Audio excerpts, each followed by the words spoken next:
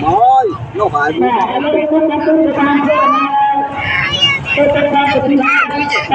ui thằng chó nè thằng chó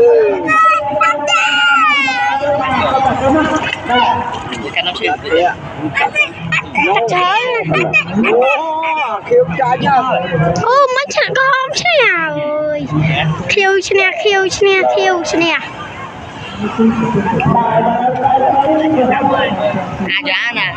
Ayan ano?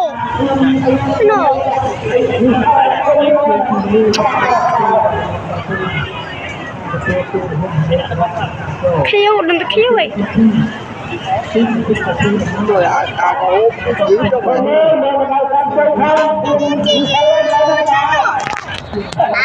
Ông chú nhớ nè. Đi cùng dưới đó. Khiêu chơi bạn. Khiêu rồi. Khiêu được số qua khiêu.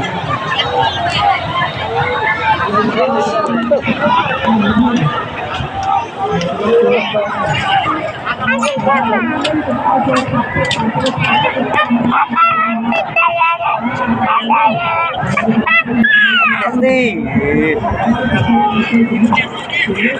Vì tắc chớ vậy nè. Tắc chơi tắc vậy.